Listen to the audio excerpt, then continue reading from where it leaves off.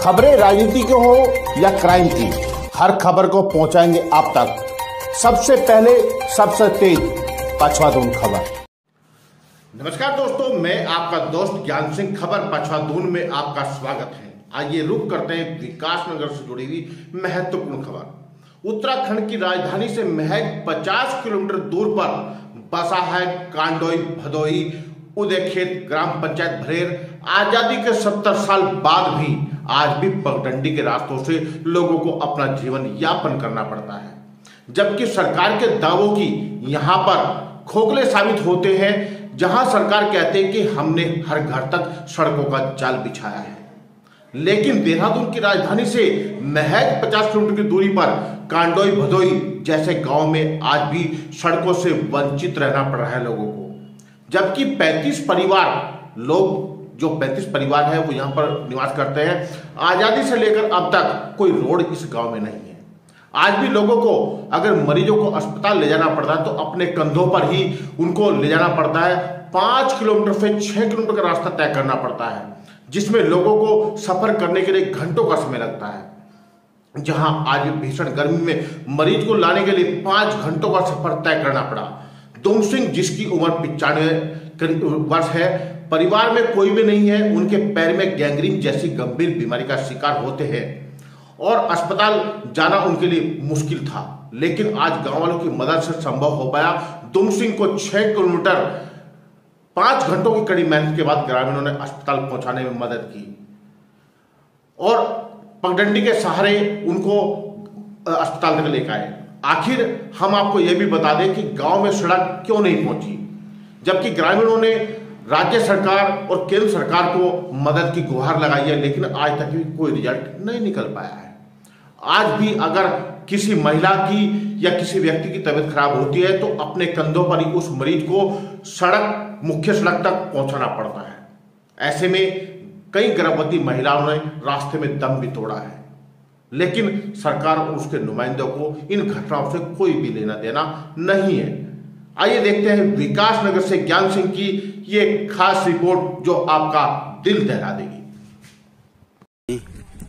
कर पा रहे हैं।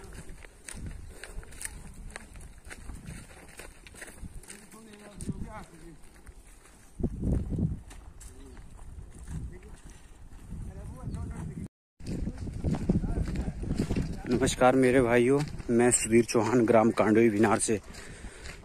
तो जैसा कि आप देख पा रहे हो, हमारे गांव में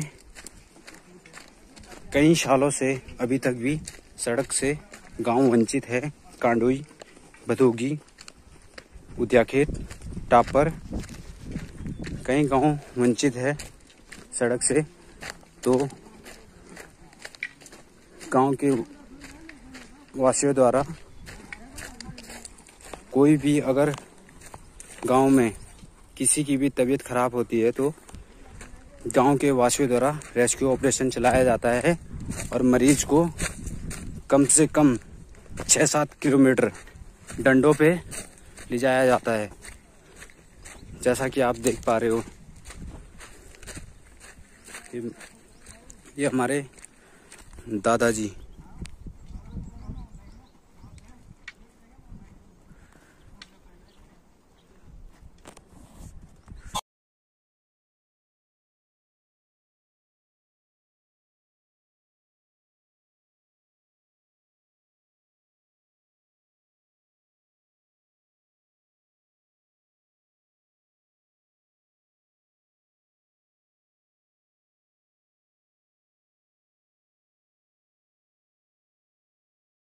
मैं चंद्रपाल सिंह तोमर। तोमर जी, बताइए कि क्या कहानी है, कैसे लेके आए, क्या कहानी है इस गांव की जिस गांव से लेके आए?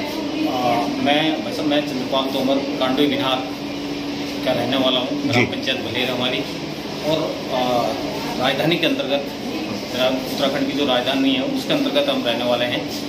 और सबसे बड़ी विडम्बना ये है कि हमारी ग्राम पंचायत भलेर में आवागमन का साधन नहीं है, उसके वजह से बड़ी दिक्कतें आती हैं। अभी इनको ये बुजुर्ग है, 90 प्लस है जी, 52-53 साल के हैं, और इनके परिवार में भी कोई नहीं है। और काफ़ी दिन से इनका पैर खराब था, तो फिर आवागमन का जब साधन नहीं है तो इनको आना ले जाना बड़ा मुश्किल था।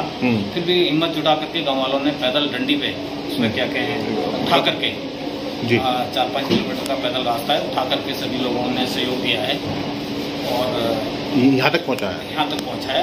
पहले हथियारी तक रोड तक, हथियारी से 4-5 किलोमीटर रोड तक पहुँचाने का काम किया है। फिर यहाँ तक हॉस्पिटल में लाए इनको, सरकारी हॉस्पिटल में। तो गाँव वालों का भी सहयोग है, लेकिन सबसे बड़ी बात है कि आवागमन का जब तक साधन नहीं होगा तब तक इसी तरह से परेशानियाँ होती रहेगी। अभी डिलीवरी होती है या किसी इस तरह के मरीज हैं तो इससे ग्रामीण जूझ रहे हैं और यहाँ तक कि पलायन तक गांव वालों ने अधिकतर पलायन भी हो गया है आवागमन के साधन के लिए। बहुत मुश्किल है जीना बिना साधन के। आपका नाम? मैं विनय रावत, प्रधान ग्राम पंचायत भदेर, और ये मेरे पंचायत मजरा भदुकी के रहने वाले हैं और इनका नाम धुम्मी सनोतुल्ला जी। एज जो है 90+ हो गई है जी। लेकिन इनकी स्थिति क्या है कि ये अकेले हैं, इनके परिवार में कोई नहीं है, जिसके कारण ये नीचे आ नहीं रहे थे कि ये मुझे नीचे ले भी जाएंगे किसी चक्कर में या किसी कारण से, तो मुझे वापस नहीं लाएंगे। तो इनका कहना है कि मैं मरूं तो वहीं मरूं भदुकी में, इसलिए ये नीचे नहीं आना चाह रहे थे। और इन्होंने कहा पैर में या फुंसी हुई या फोड़ा हुआ उनका अंगूठा सड़ते और पूरा पैर भी और उनका अंगूठा भी पूरा खत्म हो गया, ये तक कि आज पूरा पैर काटने के नहीं। तो कहानी क्या है कि क्या यदि सर वहाँ पे रोड होती उस ऊपर वाले इलाके में कांडोई भदुकी और अन्य गांव है, यदि रोड होती तो इसको समय पे आ जाते और समय पे वापस भी चले जाते, लेकिन रोड ना होने के बाद आज टप्पक डंडियों पे गांव वालों ने लाया है। क्या आप मानते हैं राजधानी है, राजधानी से महज अगर हम बात करें तो मुश्किल से 40 किलोमीटर की दूरी पर ये 40-50 किलोमीटर। तो ऐसे में राजधानी आज भी ऐसे गांव है जहाँ रोडों से वंचित, रोडों से आज वंचित, वही कह रहा हूँ कि रोडों से वंचित। और मैं अपने होते हुए 3 बार भारत सरकार को रोड पहुँचाई और वहाँ सिविल लैंड के बदले डबल लैंड के चक्कर से रोड खड़ी है आज भी। आज भी मेरी अभी भी चक्रोता तहसीलदार से उसी चक्कर में मेरी बात हुई है, रोड से बात हुई है, लेकिन पता नहीं कहाँ क्या कुछ कह नहीं सकते। इतना कह चुके हैं कि मुख्यमंत्री से भी मिले, सीएम SDM से भी मिले, DM से भी मिले, लेकिन रोड की वजह से सारे पलायन हो गया है। मेरा ज़्यादा ना कहते हुए आपको इस माध्यम से कहें ये कि आप आगे इसको पहुँचाएँ ताकि हमारी रोड का भी और ऐसी नौबत ना है। कभी डिलीवरी रास्ते में हो जाती है, कभी कई केस हैं, ये पहला केस नहीं है, कई केस हैं। मेरा आपसे ये कहना है कि आप इसको आगे बढ़ाएं।